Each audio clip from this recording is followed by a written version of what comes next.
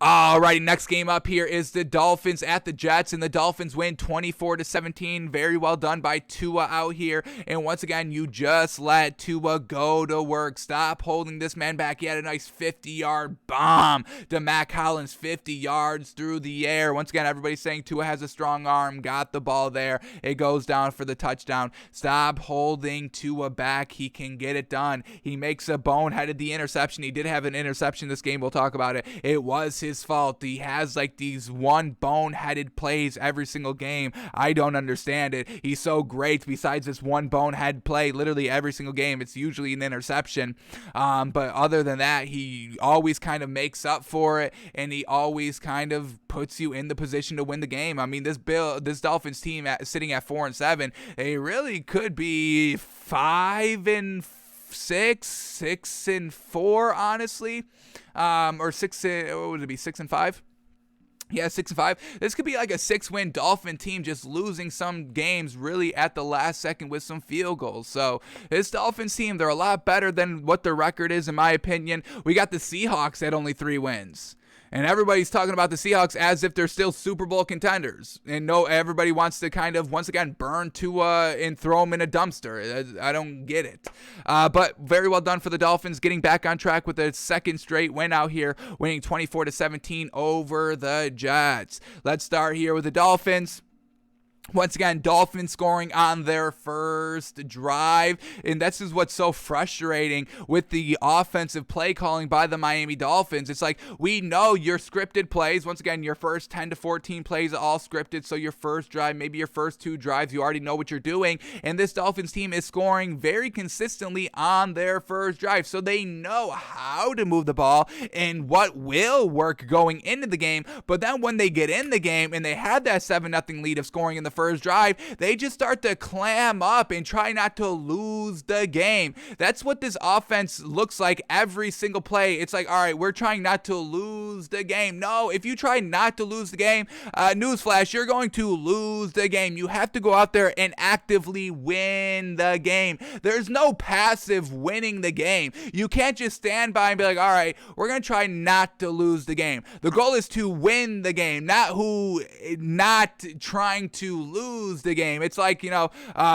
right, it's whoever scores the most points wins the game. It's not which team holds the other team to the fewest amount of points. Stop actively trying to not win games. Obviously, it didn't work. We started, 1-7, 2-7?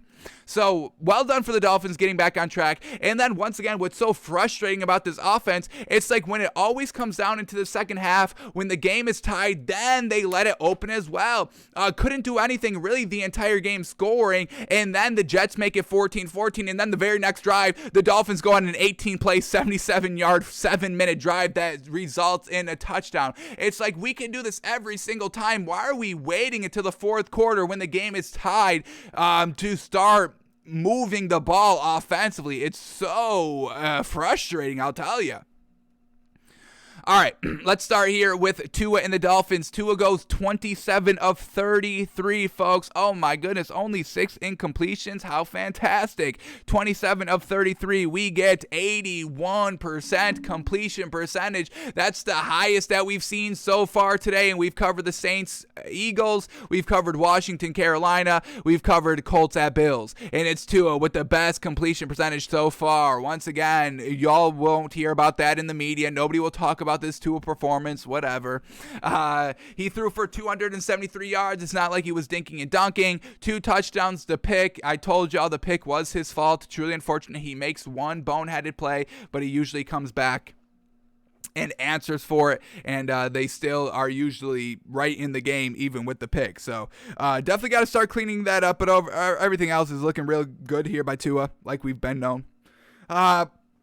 The running game finally got going here for the Dolphins as well. Myles Gaskin ran the ball 23 times for 89 yards. Fantastic that the Dolphins are finally starting to use the running game here with Myles Gaskin, who was their best rusher there. So once again, this Dolphins offense, hopefully they're turning a corner here over the last 2 weeks. And, like we've been saying all of last week, this is a wide open NFL, folks, halfway into the season at the Thanksgiving Day mark. And really, maybe only like about, what do we got, like 3 teams maybe that are kind of officially out of the playoffs just a little bit. Obviously, the Lions, going 0-9. The Jets at 2-8. Jags at 2-8. Texans at 2-8. Maybe those 4 teams are kind of out of the playoffs, but everything else, folks, everybody is real close. And even these 2-win teams, they could make a run. We just saw the Texans yesterday win a big old game over the Titans. That was a real great win. So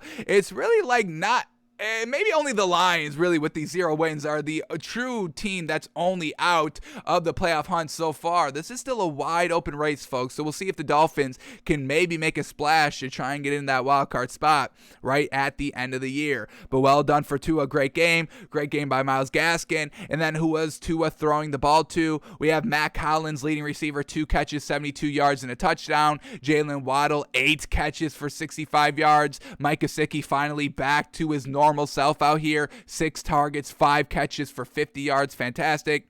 Durham Smythe, 4 catches, 37 yards. Adam Shaheen, 1 catch, 19 yards. And Albert Wilson, 3 catches, 18 yards. And then Myles Gaskin, 3 catches, 7 yards and a touchdown. So Tua getting it done, putting the turnover behind him and moving forward and still getting it done when he needed it to. Alrighty, and then the Jets, they went with Joe Flacco over Mike White, and I will give credit for Joe Flacco here. He was looking real solid in this game. This Dolphins team was bringing blitzes and different pressures, and Joe Flacco was looking pretty solid, getting the ball out of his hands quickly, noticing the blitz. So I think I do agree with Robert Saleh that putting in Joe Flacco gave this Jets team the best opportunity to win. I would have liked to see what Mike White could have done in this game. We just saw Colt McCoy, one good game as a starter, one bad game as a starter, and then he had kind of had his tiebreaker game this week and got a win. I would have liked to see Mike White get that same opportunity, but at the end of the day, Joe Flacco made it a 7-point game. They had the lead they had the tie game in the third quarter. Unfortunately, just couldn't kind of pull away with the win, but still a little bit of credit in respect to Joe Flacco of being competitive last night. So Joe Flacco goes 24 of 39. We get 61% completion percentage, but he had 291 yards on 24 completions. That's absolutely fantastic. 2 touchdowns, no pick. He did fumble the ball on a sack, unfortunately, and that fumble went on and scored no points off of it. It came in the first quarter, and the Dolphins scored no points out of it. So once again, Joe Flacco, really solid work there. All right, we had Michael Carter, 9 rushes for 63 yards, led the team in rushing. Tevin Coleman, 5 carries for 16 yards, and then Elijah Moore, 1 carry for 15 yards. And who was Joe Flacco throwing the ball to? Elijah Moore, fantastic. Yes, utilize him. He's one of your best weapons out there. Nice rookie wide receiver. Led the team in receiving, 8 catches for 141 yards and a touchdown. Fantastic by Joe Flacco. I don't know if Mike White is doing that, so big praise to Joe Flacco once again. Jamison Crowder, 6 catches, 44 yards and a touchdown. Ryan Griffin, 3 catches, 39 yards. Corey Davis, 3 catches, only 35 yards. Nick Bawden, 1 catch, 20 yards. And that was the bulk of the load there by Joe Flacco. So Jets were in the game. Unfortunately, couldn't make the plays necessary. They got down 21-14, then 24-14 in the fourth quarter. And that was the game. They scored a field goal to make it look a little bit competitive, like a 1-possession game. But overall, it was really a 2-possession, 10-point win here for the Dolphins. But overall, Jets played pretty solid. I give a little respect to Joe Flacco, and let's all of us start to respect Tua a little bit more. Yes, I think he's earned it. Dolphins get the win, 24-17.